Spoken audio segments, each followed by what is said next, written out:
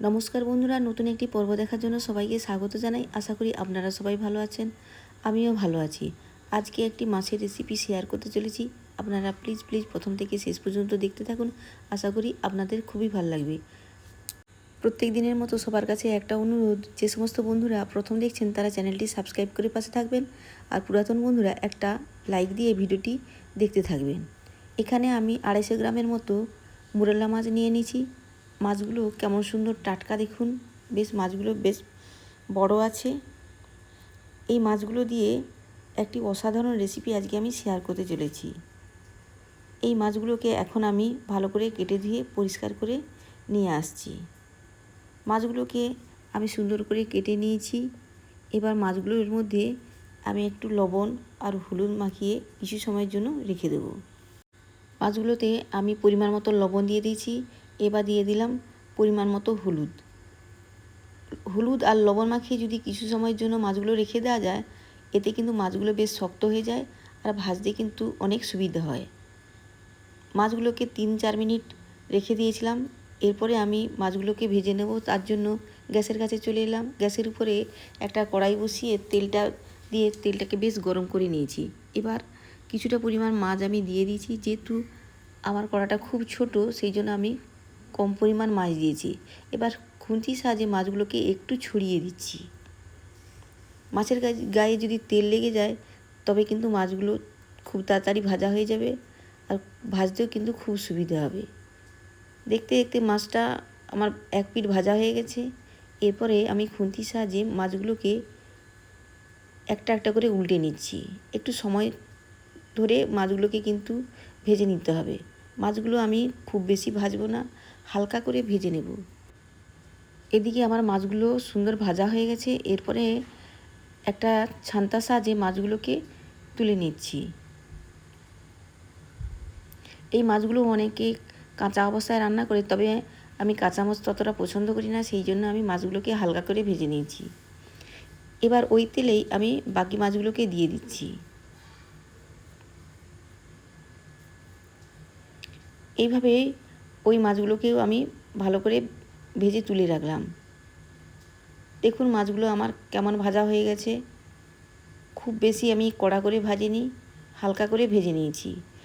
এবার এই মাছগুলোকে আমি সরিয়ে রাখলাম। ওই সামান্য তেলেই আমি দিয়ে দিলাম কালো জিরে, আর একটা সাইডে দিলাম রসুনের কুচি। মাঝে একটু তেল দিয়েছিলাম, সেটা ভিডিও তুলতে ভুলে গেছি। এবার খুন্তির সাহায্যে নেড়ে চেড়ে এই মশলাগুলোকে সুন্দর করে লাল লাল করে ভেজে নেব। এদিকে আমি একটা মশলা তৈরি করে নেব। মিক্সি নিয়ে নিয়েছি। মিক্সিতে আমি সাদা সরষে আর কালো সরষে ভালো করে ছাঁকনির সাহায্যে ধুয়ে নিয়েছিলাম। সেই কালো সরষে সাদা সরষে আমি দিয়ে দিলাম। এবার এর সঙ্গে দিয়ে দেব ওই 1 চামচের মতো পোস্ত, আর তার সঙ্গে দিয়ে দিলাম একটা কুচনো পেঁয়াজ।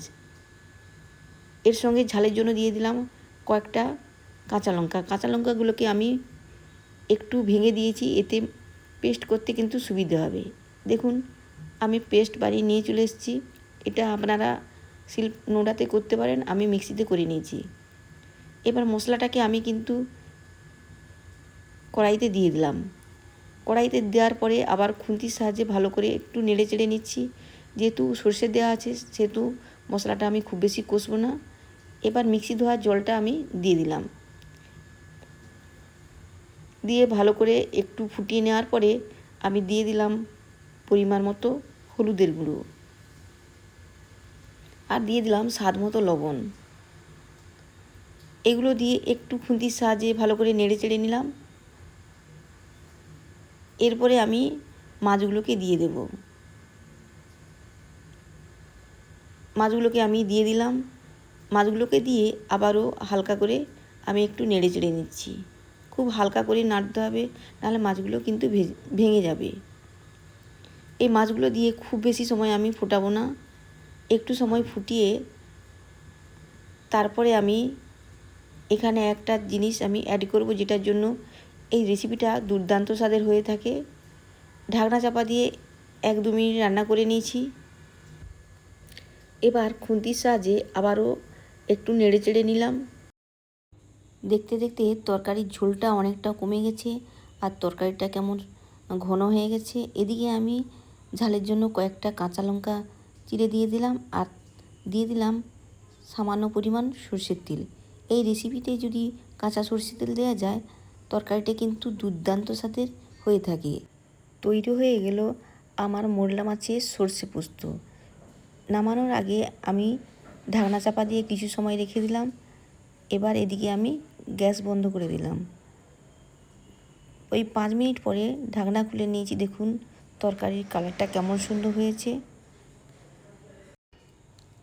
এরপরে আমি একটা সার্ভিং বলে সার্ভ করে দিলাম। আজকের এই রেসিপিটা কেমন হয়েছে তা বন্ধুরা কমেন্টসে জানাতে একদম ভুলবেন না। আজকের রেসিপিটা যদি একটু ভালো লেগে থাকে তবে প্লিজ একটা লাইক, কমেন্ট, সাবস্ক্রাইব করে পাশে থাকবেন। ছোটো মাছের কিন্তু খুবই উপকারিতা। আমার মতো কারা ছোটো মাছ পছন্দ করেন তারা কমেন্টসে জানাবেন। আর আপনারা কে কোথা থেকে দেখছেন তারা কিন্তু কমেন্টসে জানাতে একদম ভুলবেন না। আমার এই সাধারণ রেসিপি পাওয়ার জন্য আমার চ্যানেলটি সাবস্ক্রাইব করে রাখতে একদম ভুলবেন না। এতক্ষণ যে সমস্ত বন্ধুরা ভিডিওটি দেখলেন তাদের অসংখ্য ধন্যবাদ। ভালো থাকবেন, সুস্থ থাকবেন। দেখা হবে আবারও একটা অন্য কোনো রেসিপির সঙ্গে। আজকে তবে আসি বন্ধুরা, টাটা।